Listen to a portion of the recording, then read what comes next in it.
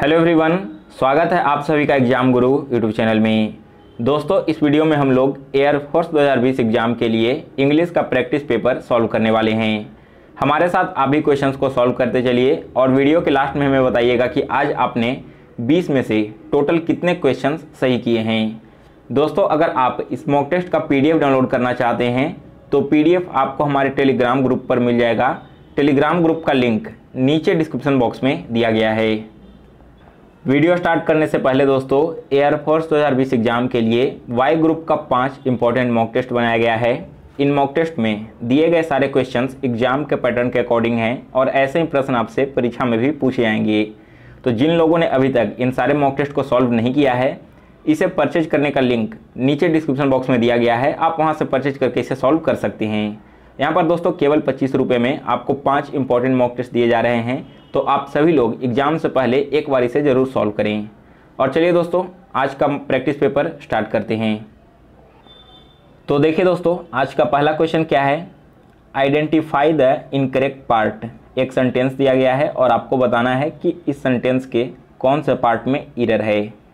तो सेंटेंस है the soldiers as well as the commanders was running away. यहाँ पर ध्यान दो दोस्तों, द सोल्जर्स और द कमांडर्स दो सब्जेक्ट यूज किए गए हैं ना। तो सब्जेक्ट वर्ब एग्रीमेंट के एक रूल के तहत अगर दो सब्जेक्ट आपस में एज वेल एज के साथ कनेक्टेड हो तो सब्जेक्ट के बाद आने वाला हेल्पिंग वर्ब हमेशा से क्या होता है, फर्स्ट सब्जेक्ट के अनुसार होगा। यानी कि यहाँ पर जो हेल्पिंग वर्ब आया है ना, वो सोल्जर्स के अनुसार लगना चाहिए। और सोल्जर्स क्या है, सोल्जर्स एक प्लूरल सब्जेक्ट है, यानी कि आने वाला हेल्पिंग वर्ब यहाँ पर प्लूरल होना चाहिए।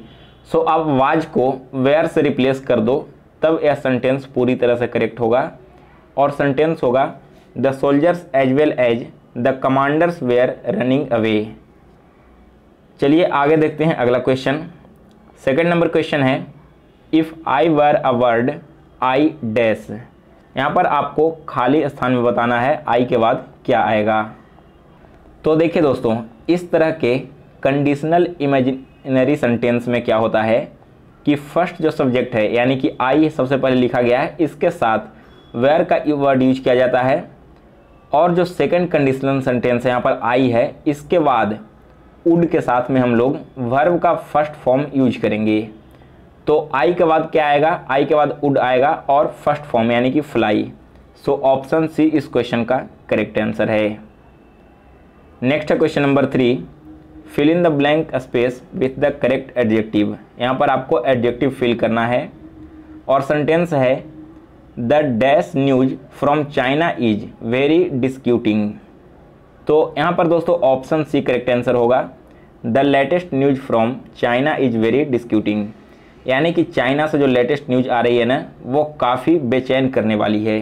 यहाँ पर डिस्क्यूटिंग का मतलब होता है बेचैन करने वाला।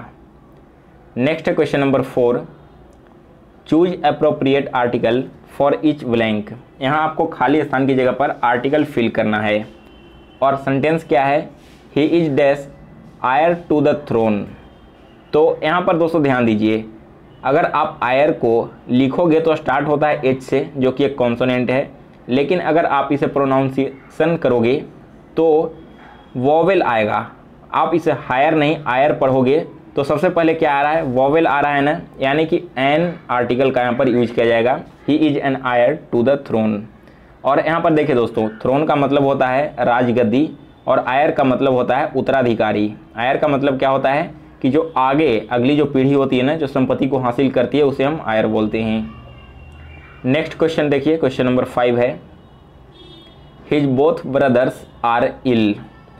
तो इसमें देखिए 5th क्वेश्चन में, तो देखिए दोस्तों यहाँ पर हिज जो है ना, वो एक पॉजिटिव एडजेक्टिव है। और इस तरह के एडजेक्टिव में आमतौर पर होता क्या है कि यह वर्ड यानी कि हिज को आपको यूज करना होगा बोथ के बाद में। सो ऑप्शन सी इस क्वेश्चन का करेक्ट आंसर है, both his brothers are ill. Next देखिए क्वेश्चन नंबर 6 है choose one word from the choice, 2 pieces of bread spread with butter और एनी अदर फूड। यानी कि ब्रेड की 2 पीसें जिस पर मक्खन लगाया हुआ होता है या फिर कोई अदर फूड्स लगाए होते हैं, उसे क्या बोलेंगे। तो इसे बोला जाता है दोस्तों सैंडविच। यानी कि डी ऑप्शन इस क्वेश्चन का करेक्ट आंसर है। फर्स्ट ऑप्शन में देखिए सैंड ड्यून। सैंड ड्यून कहते हैं दोस्तों रेत के टीले को। रेगिस्तान में जो रेत के टीले बने होते हैं ना, उसे सैंड ड्यून कहा जाता है। बी ऑप्शन है लोब्स। लोब्स कहा जाता है दोस्तों रोटी को। और सी ऑप्शन है बन। बन का मतलब होता है अच्छाई। अगला प्रश्न है 7 number, change the voice of the given sentence. और सेंटेंस है फिनिश द गेम, यानी कि खेल को ख़त्म करो। तो देखिए दोस्तों, इस तरह के इम्परेटिव सेंटेंस का अगर आपको पैसिव बनाना हो तो क्या करना होता है, इसका स्ट्रक्चर आप लोग याद रख लीजिए। स्ट्रक्चर होता है लेट। लेट के साथ में ऑब्जेक्ट लगेगा, ऑब्जेक्ट के बाद वी आता है और वी के साथ वर्ब का थर्ड फॉर्म यूज किया जाएगा। तो यहाँ पर देखो, अगर आप इसका वॉइस चेंज करोगे तो सबसे पहले लेट आएगा। इसके बाद ऑब्जेक्ट क्या है, लेट के बाद ऑब्जेक्ट है गेम, यानी कि लेट द गेम। गेम के बाद आना चाहिए बी और वर्ब का तीसरा फॉर्म, फिनिश का तीसरा फॉर्म होता है फिनिश्ड, यानी कि आपका सेंटेंस होगा let the game be finished. C option इस क्वेश्चन का करेक्ट आंसर है। नेक्स्ट है question number 8, identify the antonym of the given word. यहाँ पर एक वर्ड दिया गया ओमिट। ओमिट का आपको एंटोनिम यानी कि अपोजिट वर्ड बताना है। तो दोस्तों ओमिट इसका मतलब होता है निकालना या फिर बाहर करना। तो देखिए इसका अपोजिट क्या होगा। फर्स्ट ऑप्शन है एक्सक्लूड। एक्सक्लूड का मतलब है किसी को बाहर कर देना। सी ऑप्शन है अंडरटेक। अंडरटेक का मतलब होता है कार्य प्रारंभ कर देना या फिर अपने अधीन ले लेना। डी ऑप्शन में ऐड, जिसका मतलब होता है जोड़ना। और जो बी ऑप्शन है दोस्तों इंक्लूड। इंक्लूड का मतलब है शामिल करना। वो जस्ट अपोजिट है ओमिट के। ओमिट का मतलब होता है बाहर निकाल देना और इंक्लूड का मतलब होता है शामिल करना, यानी कि बी ऑप्शन इस क्वेश्चन का करेक्ट आंसर है। नेक्स्ट क्वेश्चन नंबर 9 है, identify the synonym of the given word. Delineate का सिनोनिम यानी कि सिमिलर वर्ड बताना है। तो दोस्तों डेलिनेट का मतलब होता है चित्रित करना, किसी को भी अंकित करना या फिर चित्रित करना मतलब है डेलिनेट का। तो देखिए फर्स्ट ऑप्शन है एक्सपेंड। एक्सपेंड का मतलब है फैलाना। बी ऑप्शन है पोर्ट्रे। पोर्ट्रे का मतलब है चित्रकला। और डी ऑप्शन का मतलब है आर्ग्यू का, बहस करना।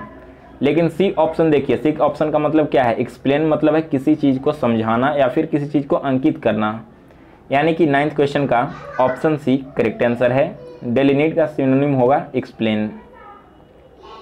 नेक्स्ट क्वेश्चन नंबर 10 है, आइडेंटिफाई द करेक्ट प्रीपोजिशन। यहाँ पर आपको प्रीपोजिशन फिल करना है।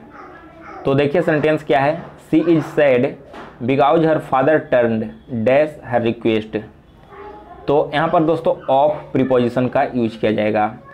टर्न्ड ऑफ इसका मतलब होता है किसी प्रस्ताव को ठुकरा देना, यानी कि वो उदास है क्योंकि उसके पिताजी ने उसके प्रस्ताव को ठुकरा दिया, यानी कि उसकी जो रिक्वेस्ट थी उसे मना कर दिया है। Next question number 11, identify the indirect speech. He said to me you need not worry. यहाँ पर आपको डायरेक्ट से इनडायरेक्ट में चेंज करना है। तो देखिए 11th क्वेश्चन में क्या होगा, यहाँ पर देखिए क्या कह रहा है कि तुम चिंता मत करो, मतलब क्या कह रहा है कि एश्योर कर रहा है उसे कि आपको चिंता करने की कोई ज़रूरत नहीं है। सो ऑप्शन बी इस क्वेश्चन का करेक्ट आंसर है। He assured me that I need not worry, यानी कि उसने मुझे एश्योर किया, आश्वस्त किया कि तुम्हें चिंता करने की कोई ज़रूरत नहीं है। अगला प्रश्न है 12 number, identify the meaning of the given phrases. यहाँ पर एक फ्रेज दिया गया है और आपको इसका मतलब समझाना है। सेंटेंस क्या है, to be fair and square. To be fair and square इसका मतलब है दोस्तों ऑनेस्ट, यानी कि बी ऑप्शन इस क्वेश्चन का करेक्ट आंसर है। Next question number 13, choose correct form of given verb to fill in each blank. यहाँ पर आपको correct form of verb use करना है। तो 13th क्वेश्चन का करेक्ट आंसर है option A, she does not come to the temple every Sunday, यानी कि वो प्रत्येक रविवार को मंदिर नहीं आती है। Next question number 14, fill in the blank from the choice with appropriate conjunction. यहाँ पर आपको कंजंक्शन यूज करना है। He will not come dash it rains. तो बी ऑप्शन इस क्वेश्चन का करेक्ट आंसर है if. He will not come if it rains, यानी कि अगर बारिश होती है तो वो नहीं आएगा। अगला प्रश्न है 15 number, choose a suitable word for each blank to make sentence most meaningful. यहाँ पर आपको एक वर्ड चूज करना है जिससे सेंटेंस मीनिंगफुल बन जाए। तो सेंटेंस क्या है, in the function I set dash the chair person. So option A इस क्वेश्चन का करेक्ट आंसर है। In the function I set beside the chairperson, यानी कि फंक्शन में मैं चेयरपर्सन के बगल में बैठा था। नेक्स्ट है question number 16, find the wrongly spelled word. यहाँ पर 4 वर्ड्स दिए गए हैं, इनमें से एक वर्ड का स्पेलिंग गलत है, तो आपको वो वर्ड फाइंड करना है और करेक्ट स्पेलिंग बताना है। तो देखिए 12th, फुलफिल और कैरिंग, इन तीनों का स्पेलिंग बिल्कुल करेक्ट है, लेकिन कमिंग का स्पेलिंग गलत है। कमिंग का मतलब होता है मीनिंग होता है COMING। आगे देखिए पैसेज है, तो सबसे पहले आप सभी लोग वीडियो को रोकिए और इस पूरे पैसेज को पढ़ लीजिए, फिर हम इसके क्वेश्चंस को देखेंगे। यहाँ पर देखो पैसेज का सेकंड पार्ट नीचे है, दोनों पार्ट आप लोग पढ़ लो, फिर इसके क्वेश्चन को सॉल्व करते हैं। सो गाइज आपने यहाँ पर पैसेज को पढ़ लिया होगा, तो चलिए अब इसके क्वेश्चंस देखते हैं। देखिए फर्स्ट है question number 17, English language. Passage के अनुसार इंग्लिश लैंग्वेज के बारे में इनमें से कौन सा स्टेटमेंट सही है। तो दोस्तों English language is the lens through which people see a distorted pictures of the world, यानी कि इंग्लिश वो एक ऐसा लैंग्वेज है, एक ऐसा लेंस है जिसके थ्रू जो लोग हैं वो दुनिया की धुंधली तस्वीरें देख सकते हैं। नेक्स्ट है question number 18, in the English language. English language में क्या होता है। इंग्लिश लैंग्वेज में the animals are used for unpleasant comparisons, यानी कि जानवरों का यूज किया जाता है अनप्लीजेंट कंपेरिजन्स के लिए। नेक्स्ट है question number 19, which of the following statement is true. इनमें से कौन सा स्टेटमेंट सही है। तो दोस्तों स्टेटमेंट डी करेक्ट है, the chicken is faint hearted, the goat foolish and the bear ill bred. और लास्ट क्वेश्चन है 20 number, which of the following statement is not true. तो इसमें से कौन सा स्टेटमेंट गलत है। C option, the very word animal can notes the brutish and the brave. So guys आज का मॉक टेस्ट समाप्त हुआ, तो आप सभी लोग हमें कमेंट करके बताइए कि आज आपने 20 में से टोटल कितने क्वेश्चन सही किए हैं। और दोस्तों अगर आपको यह वीडियो पसंद आई हो तो इस चैनल को सब्सक्राइब कर बेल नोटिफिकेशन को ऑन करना ना भूलें। और जिन लोगों ने अभी तक हमें इंस्टाग्राम पर फॉलो नहीं किया है, तो मेरा इंस्टा ID आपको स्क्रीन पर दिख रहा है, इस ID से हमें फॉलो भी कर सकते हैं।